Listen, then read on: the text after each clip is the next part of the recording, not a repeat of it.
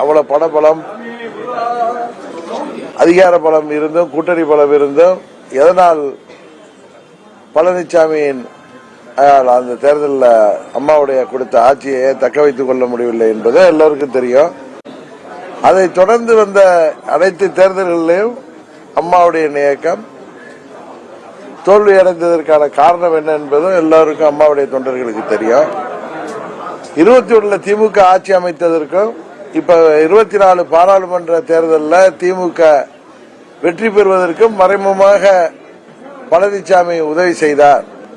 தன் மீது வழக்குகள் வந்துவிடக்கூடாது, கைதாகிடக்கூடாதுங்கிறதுக்காக பழனிசாமி தன்னை காப்பாற்றிக் கொள்வதற்காக புரட்சித் தலைவர் கண்ட இயக்கத்தை, அம்மா அவர்கள் கட்டி காத்த இயக்கத்தை கேடயமாக பயன்படுத்திக் கொண்டு தன்னை காப்பாற்றிக் கொண்டு வருகிறார்.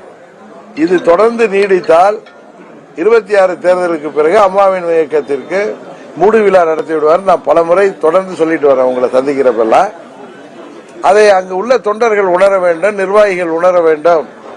இரட்டை இலையை பணபலத்தை வைத்திருக்கிறார் பழனிசாமின்னு அவருக்கு காவடி தூக்கிறதை தொடர்ந்தீங்கன்னா, உங்களை நீங்களே ஏமாத்திட்டீங்கன்னா 26 தேர்தலுக்கு பிறகு நீங்கள் எல்லாம் வருத்தப்படக்கூடிய அந்த சூழல் வந்துவிடும் அப்படின்னு நான் பலமுறை பொதுவா அம்மாவுடைய தொண்டர்கள் எங்க உள்ளவங்களோ எல்லாம் ஓரறியில தரணும்னு நான் சொன்னேன். அதை ஏற்றுக்கொள்கின்ற விதமாக அவருடைய கருத்து இருப்பதாக நான்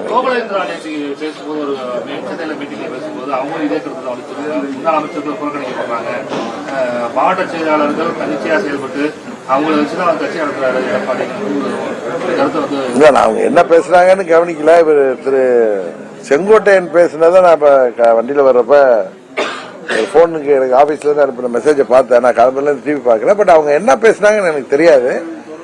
எனக்கு தெரிந்து அம்மாவின் தொண்டர்கள் அங்க கட்சியின் பெயரும் இரட்டை இலையும் அங்க இருக்கிறதுனால அங்க இருக்கிறவங்க உணர தொடங்கி விட்டார்கள். கட்சியை பலவீனமாயிட்டு இருக்கு.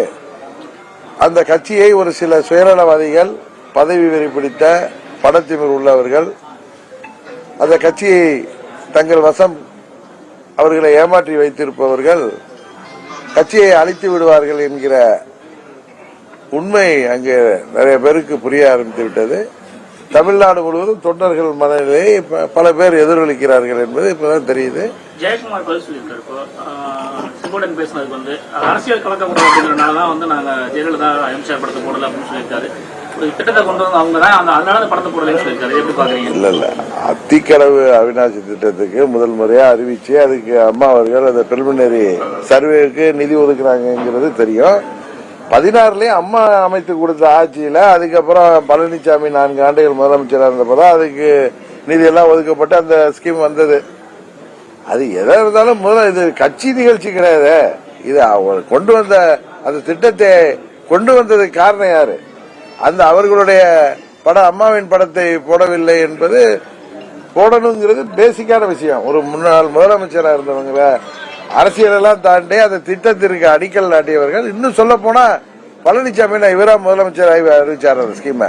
அம்மா அவர்களுடைய ஆட்சி நீட்சியாக அவர் உட்கார்ந்து பண்ணது. அதனால இந்த பதிலெல்லாம் சும்மா மலுப்பல் தானே தவிர இது அம்மாவையும் புரட்சி தலைவரையும் அசிங்கப்படுத்துகின்ற விதமாக அந்த பதில் இருக்கு. அவ்வளவுதான்.